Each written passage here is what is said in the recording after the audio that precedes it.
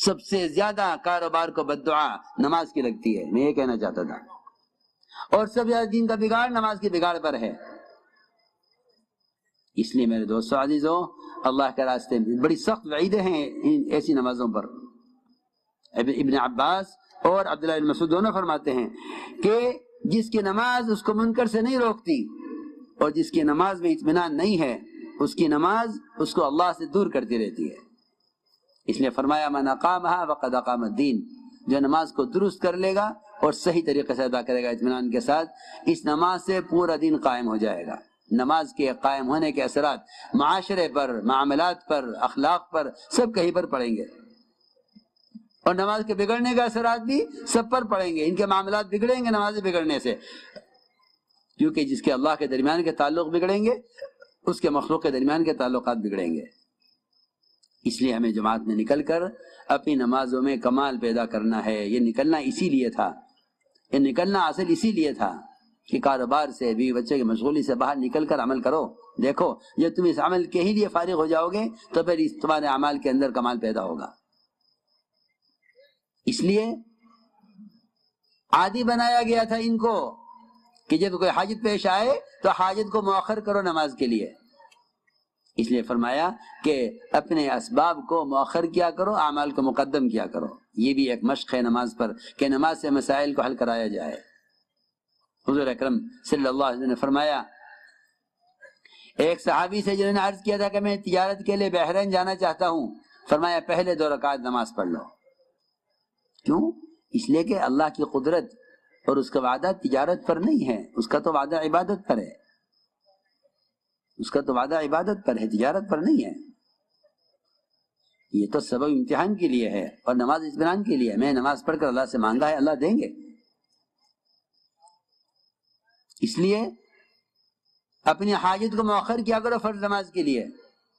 فرماتے عبداللہ بن مسعود رضی اللہ تعالیٰ عنہ، احملوا حوائجکم علی المکتوبہ، اپنی حاجت کو مؤخر کیا کرو فرض نماز کے لیے۔ فلاں مسئلہ پیش آ گیا ہے، ظہر کے بعد نماز کے لیے جائیں گے مسجد میں، اللہ سے کہیں گے۔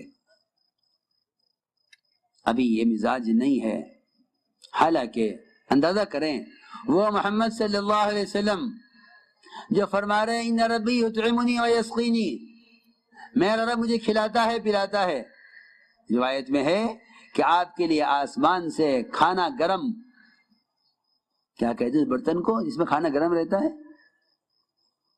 ہاں، گرم برتن کے اندر بند آسمان سے کھانا اتر کر زمین پر آتا ہے اور گرم رہتا ہے، اور آپ اس میں سے کھایا آپ نے، اور جتنا کھایا اتنا کھا کر اس برتن کو آسمان پر واپس بھیج دیا۔ آپ نے فرمایا اگر میں اس کو باقی رکھتا تو نہ یہ کھانا کبھی ختم ہوتا نہ کبھی سڑتا، کھاتے رہتے ہمیشہ کے لیے۔ اس میں سے جنت کا کھانا تھا، نہ ختم ہونے والا ہے اور نہ خراب ہونے والا ہے۔ سوچو، غور کرو، جن کے لیے آسمان سے کھانا بند ڈبے میں تیار اترے، ایسے نبی 3 مرتبہ بھوک کی شدت سے مسجد جا رہے ہیں اور نماز پڑھ کے اللہ سے کھانا مانگ رہے، اور پھر اگر پوچھے گھر میں کھانا آیا کہ نہیں آیا، پھر مسجد میں، پھر اگر پوچھا، پھر مسجد گئے، پھر اگر پوچھا، 3 مرتبہ کے بعد 4تھی مرتبہ میں کھانا آیا ہے۔ کیوں؟ آپ کو اس کی کیا ضرورت تھی؟ آپ یہ بھی کہہ رہے ہیں میرا مجھے کھلاتا ہے پلاتا ہے۔ اللہ نے آپ سے یہ بھی کہا ہے ہم آپ سے رزق آپ کو ہم دیں گے، ہم آپ سے روزی کمانا نہیں چاہتے، پھر آپ یہ کام کر رہے ہیں کیوں؟ اپنی امت کو دعا کے ذریعے مسائل کے حل کی تعلیم دینے کے لیے اور اپنے آپ کو اللہ کے سامنے محتاج ظاہر کرنے کے لیے، ورنہ آپ صلی اللہ علیہ وسلم نے بادشاہت والی نبوت کا انکار کر دیا تھا کہ مجھے یہ بادشاہت والی نبوت نہیں چاہیے، مجھے فاقہ والی نبوت چاہیے تاکہ میں عاجز ہو کر تجھ سے مانگوں۔ اس زمانے کے اسباب تو مسجد میں آنے سے روک رہے ہیں، اور اس زمانے میں لوگ عام طور سے سمجھتے تھے کہ ہمارے مسائل کا حل مسجد میں ہے، جا کے اللہ سے کہو مسجد میں۔ اس لیے میرے دوستو عزیزو، اپنی نمازوں پر یہ مشق، کوئی حاجت پیش آئے 2 رکعت پڑھ کے اللہ سے مانگے، اس یقین اللہ میری حاجت میرا عمل پوری کریں گے، کیونکہ اصولی بات یہی ہے، ہمارا نعرہ یہی ہے اور ہماری دعوت یہی ہے کہ اللہ کی قدرت وعدوں کے ساتھ ہے، وعدے حکموں کے ساتھ ہے، اسباب کے ساتھ قدرت بھی نہیں ہے، وعدہ بھی نہیں ہے۔ اس یقین پر خود بھی آؤ، دوسروں کو بھی اس یقین پر لاؤ۔ اس کے لیے تعلیم کے حلقے ہیں، اس کے لیے تعلیم کے حلقے ہیں۔ تعلیم کے حلقوں کا میں نے راج عرض کیا تھا کہ تعلیم ایمان اور وعدوں کے یقین کی تجدید کے لیے ہے اور اسباب کی تردید کے لیے ہے، کہ ہم اسباب سے نہیں پلتے، اسباب کی تردید کے لیے تعلیم ہے۔ اس لیے اسباب کی دنیا میں جانے سے پہلے تعلیم اور اسباب کی دنیا سے واپس آنے کے بعد بھی تعلیم، کہ تمہارے سبب میں جانے اور سبب سے واپس آنے کے لیے دونوں وقت تعلیم ہونی چاہیے، صبح اور شام۔ صبح شام کی تعلیم اس لیے ہے کہ اسباب کی تردید کر کے جاؤ اسباب میں، اور اسباب سے نکل کر آؤ واپس تو پھر اسباب کی تردید کرو۔ اسباب کا انکار، تعلیم کا مقصد اسباب کا انکار ہے، اسباب کی تردید ہے، اسباب سے نہیں پلتے۔ اس تعلیم کی صبح شام ہر پرانے تک کو ضرورت ہے، تاکہ ایسا نہ ہو کہ ان وعدوں کی جگہ اسباب کا یقین لے لے، پھر یہ اسباب ان سے فرائض کو ضائع کروا میں۔ اسباب کی تردید کے لیے تعلیم ہے، اور وعدوں کے یقین کو تازہ کرنے کے لیے تعلیم کے حلقے ہیں۔ اصل کام یہ تھا، میں نے رات بھی عرض کیا تھا تفصیل سے، کہ علی رضی اللہ تعالیٰ نے گھر میں داخل ہو کر جو سب سے پہلا کام کیا ہے وہ یہ کیا کہ یہ جو کچھ اللہ نے دیا ہے یا اپنے نبی کی زبان میں جو وعدہ تھا اس وعدے کو پورا کیا۔ یہ تعلیم ہے۔ اپنی کمائی کی شکل نہیں بتائی آ کر، بلکہ اللہ کے وعدے کا پورا ہونا بتایا، کہ میں اپنی کمائی کی شکل کا اور کوشش کا انکار کرتا ہوں، صرف اللہ کا وعدہ ہے جو اللہ نے میرے لیے پورا کیا ہے۔ اس لیے میرے دوستو عزیزو، تعلیم کتنی دیر ہو، یہ سوال بہت سے لوگوں کے ذہنوں میں، گھروں کی تعلیم بھی، مسجد کی تعلیم بھی۔ بڑے سعید میاں بھوپالی رحمۃ اللہ علیہ، انہوں نے پوچھا تھا مولوی صاحب سے کہ تعلیم کتنی دیر ہونی چاہیے؟ حضرت نے فرمایا کہ تعلیم 1.5 گھنٹہ تو ہونی چاہیے کم سے کم۔ کتنی؟ 1.5 گھنٹہ ہے۔ جن اسباب کی تردید کے لیے تعلیم ہے ان اسباب میں تو بیٹھے ہیں 15 گھنٹے۔ سوچو، جن اسباب کی تردید کے لیے تعلیم ہے ان اسباب میں تو رہے 15 گھنٹے دکان پر، اور تعلیم میں بیٹھے 5 منٹ 3 منٹ، بہت زیادہ ہوا تو 10 منٹ نہیں۔ فرمایا کہ کم سے کم 1.5 گھنٹہ تعلیم ہو۔ سعید میاں نے عرض کیا کہ حضرت میں جماعت میں نہیں پوچھ رہا، میں تو مقام کی پوچھ رہا ہوں۔ حضرت فرمایا میں مقام کی نہیں کہا کہ میں تو مقام کی نہیں، میں جماعت میں نہیں پوچھ رہا ہوں، مقام کی پوچھ رہا ہوں۔ حضرت فرمایا میں مقام کی بتا رہا ہوں، جماعت میں تو 3 گھنٹے تعلیم ہوگی، میں مقام کی بتا رہا ہوں کہ مقام پر رہتے ہوئے گھر میں اور مسجد میں کم سے کم 1.5 گھنٹہ تعلیم ہو۔ اب ساتھی یہ کہتے ہیں کہ جی وہ لوگ جانا چاہتے ہیں مصلی، کسی کو کوئی حاجت ہے، کسی کی کوئی ضرورت ہے، کسی کو کوئی تقاضا ہے، تو میں کہا کرتا ہوں کہ جس کو جانا ہے جائے۔ مسجد کا عمل جانے والوں کے تابع نہیں ہے، مسجد کا عمل تو مسجد کا عمل ہے، مسجد کا عمل تو مسجد کا عمل ہے، جیسے نماز مسجد کا عمل ہے، تعلیم مسجد کا عمل ہے۔ مسجد کی جماعت کے ذمہ ہے، مسجد کے امام کے ذمہ ہے کہ وہ اپنی تعلیم پوری کرے۔ جو بیٹھنا چاہے گا جتنی دیر بیٹھے گا، باقی جانے والے چلے جائیں گے۔ اور یہی مسجد نبوی کا معمول تھا کہ تعلیم ہو رہی تھی، 3 آدمی مسجد میں داخل ہوئے، ایک تعلیم میں جڑ کر بیٹھا، ایک شرما کر پیچھے رہا، ایک اعراض کر کے چلا گیا۔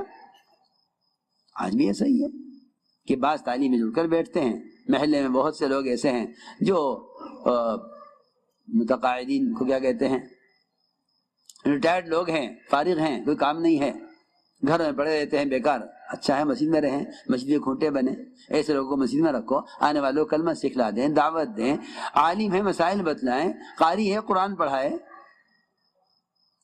بے شمار لوگ ہیں ان کا فارغ وقت مسجد میں گھر میں گزرتا ہے، بیکار پڑے ریٹائرڈ ہو گئے ہیں، کوئی کام نہیں ہے۔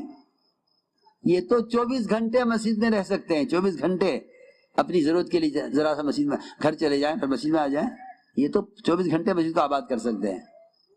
24 گھنٹے مسجد آباد رہ سکتی ہیں، ایسے لوگ ہیں ہر محلے میں جو ریٹائرڈ ہیں، متقاعد ہیں، انہیں کوئی کام نہیں ہے، فارغ ہیں ملازمت سے، تجارت سے، مسجد آگے پڑ جاویں، مسجد کے کھوٹے بن جاویں. تو میں نے عرض کیا کہ تعلیم کم سے کم آدھے گھنٹے سے شروع کریں اور 1.5 گھنٹے تک پہنچائیں اس کو، جس میں تعلیم کا طریقہ یہ ہے کہ نماز کے بعد تعلیم ہو، اور ایسی نماز کے بعد جس نماز میں زائد لوگ شریک ہوتے ہیں تعلیم ہو، اور جو آدمی جانا چاہے وہ چلا جائے. کیا بات ہے؟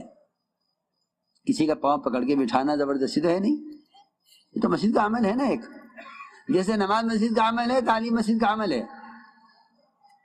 اگر خدا نہ کرے کوئی یہ کہنے لگے کہ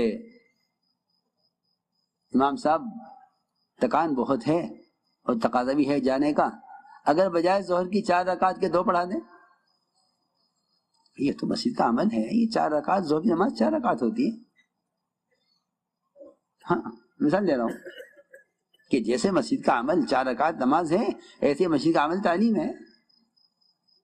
تعلیم کا عمل تو پورا ہو. اگر ہم نے مسجد کی تعلیم کو مصلیوں کی رغبت اور ان کی چاہت کے اعتبار سے کیا تو تعلیم ختم ہو جائے گی. 2 منٹ میں 2 حدیثیں پڑھنے کو لوگ کہیں گے بھئی یہ کر لو تاکہ یہ بات ثابت ہو جائے کہ ہماری مسجد میں تعلیم ہوتی ہے. نہیں، اس لیے نہیں ہے تعلیم. تعلیم تو میں شروع سے کہہ رہا ہوں کہ تعلیم تو اسباب کی تردید اور ایمان کی تجدید کے لیے ہے. وعدے سنو بار بار. بہت دیر کے بعد جا کر دل متوجہ ہوگا اس یقین کی طرف، جب ایک وقت گزرے گا فرشتوں کے پروں میں ان یقین اور اللہ کے وعدوں کا یقین رکھنے والی مخلوق اور اللہ کی اطاعت کرنے والی مخلوق فرشتے ایک وقت تک ان کے پروں میں رہنے کے بعد تب کہیں جا کے دل متوجہ ہوگا اس تعلیم میں اللہ کے وعدوں کا یقین کی طرف. ورنہ لوگ 2 حدیث سننے کو تعلیم سمجھتے ہیں.